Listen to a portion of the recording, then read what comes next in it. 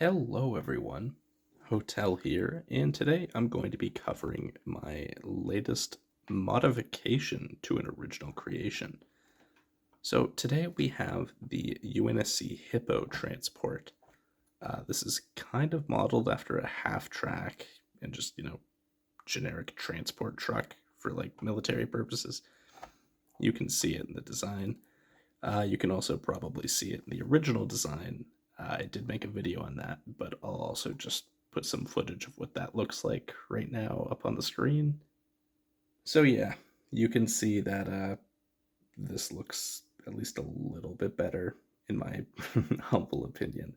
Uh, I tried to make it look more imposing, more flat, more smooth. I think I did a pretty good job at it. I've got to say, out of all of the mocks I did, the little arch for the wheel well is probably my favorite thing I've done. Normally, I would just have the tires sticking off the side, but I actually set it in on this one. It looks much nicer. So, there's two main portions to this vehicle. There's the front, which is the cabin, and then there's the troop slash cargo section in the back. So, just to start it off, I'll open up the cabin and show you what's inside.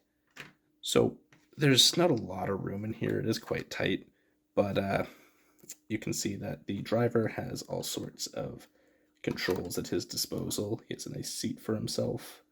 There's little lever thing, and I was trying to make like some sort of like key ignition turning thing, but it kind of looks like a pull cord. I don't know why you'd want a pull cord for a engine of a vehicle this big, but you have it, I guess. So you can sit the driver in there, and I like to call the spot behind him the officer area because you can have someone there watching over his shoulder to make sure that he's doing the right thing, or it's also the spot where it doesn't get rained on, so they just sit in there and they're nice and cozy. Well, all the other Marines get to sit in the back. So the back is pretty similar to the original Hippo. I did widen it by one block on each side, so there's a little bit more room. As you can see, I'm really not taking advantage of all the space in here. You can fit a lot more Marines than I have, but, I just wanted to show off that you put people back there. Just like the other one, the ramp does come down. That's how you get in and out of there. And, you hop on down, and you hope you don't fall because that's quite a fall. Even fell off camera. So that's the basic design of the vehicle. You can also enter the cabin area through these hatches that slide down.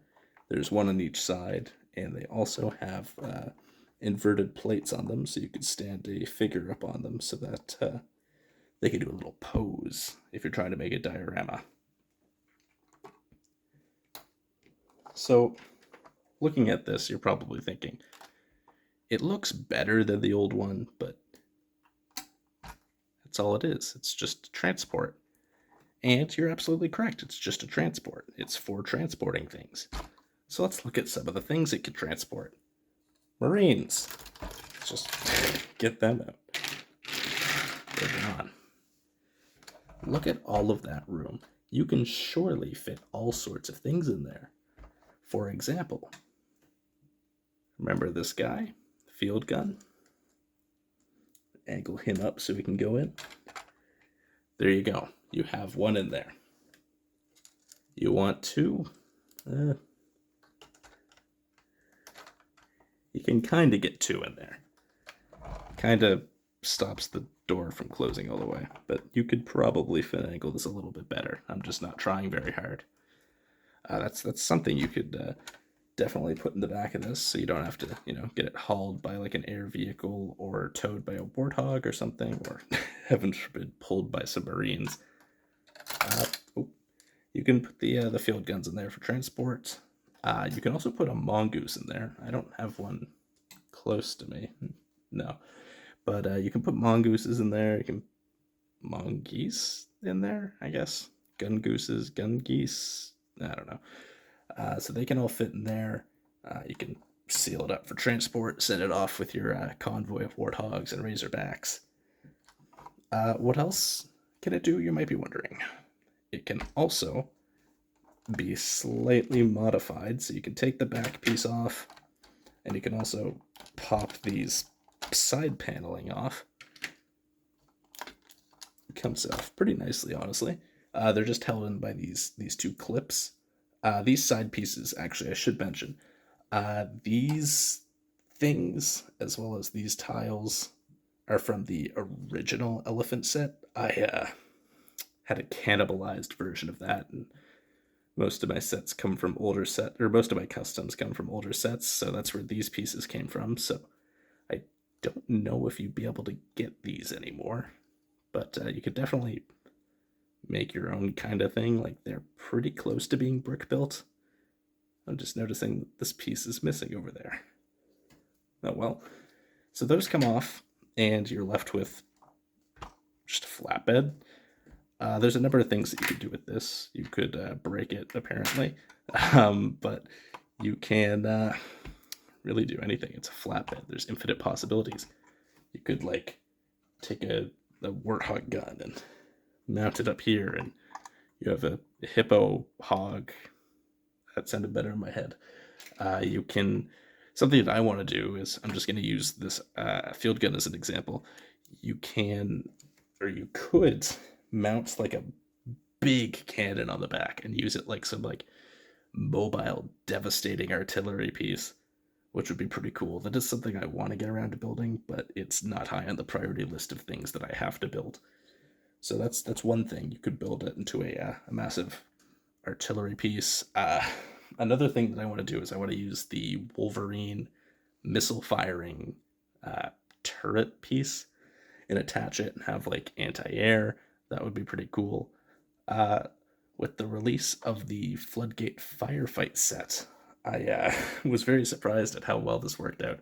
It comes with this Traxxas shipping container, and this is the first shipping container that I have. I have two of them, I guess. I wanted to see if I could put it on the back, and you're not going to believe this. This wasn't intentional, but it fits almost perfectly on the back. And look at how good that looks. You can't tell me that's not beautiful.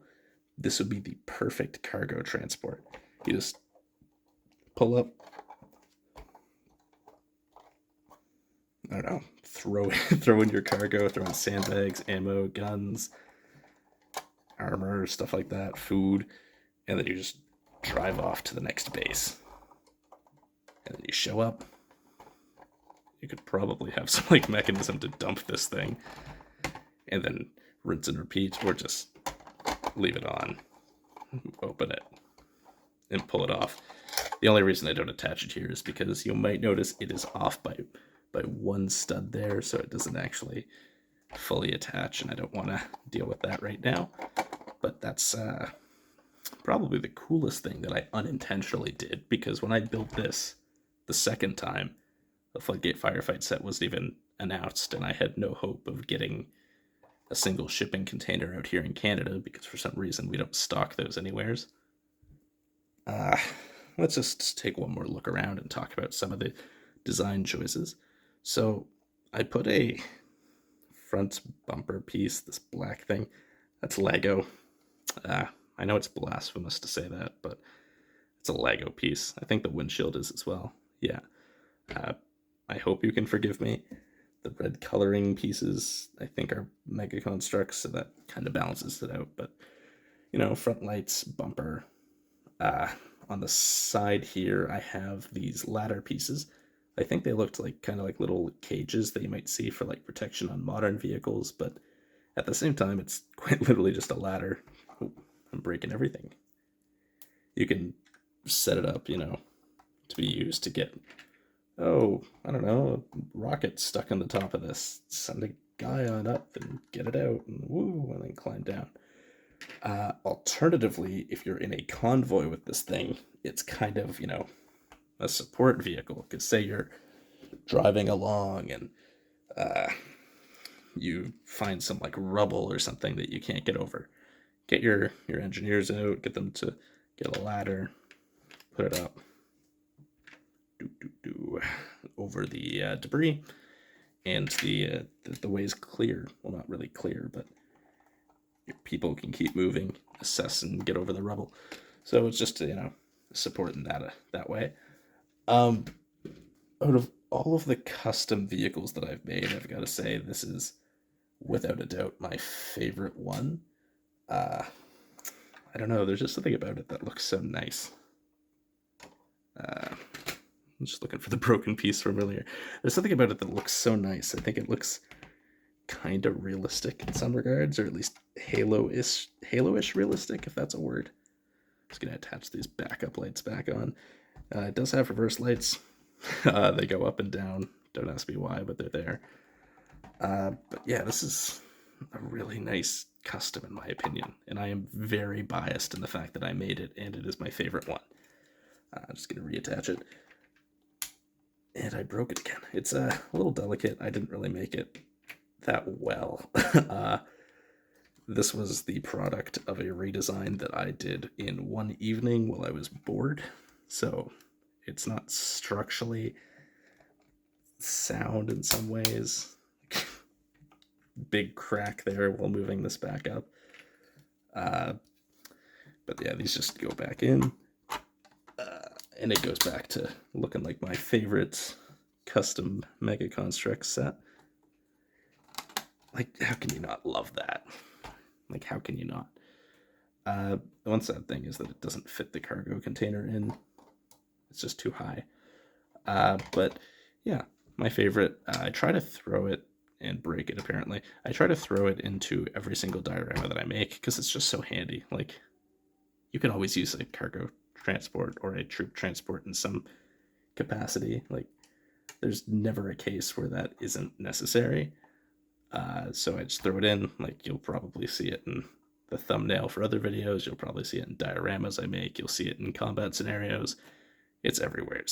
And I think I'm pretty justified because this is a nice set. Did not align that properly. Anyways, thank you for watching, guys. I know I like to ramble on at the end. This is a new style of video making for me. Normally, I would try to plan it in advance so I know what I'm going to cover, what I'm going to say. But I did find that a bit unnerving because I would have my little script.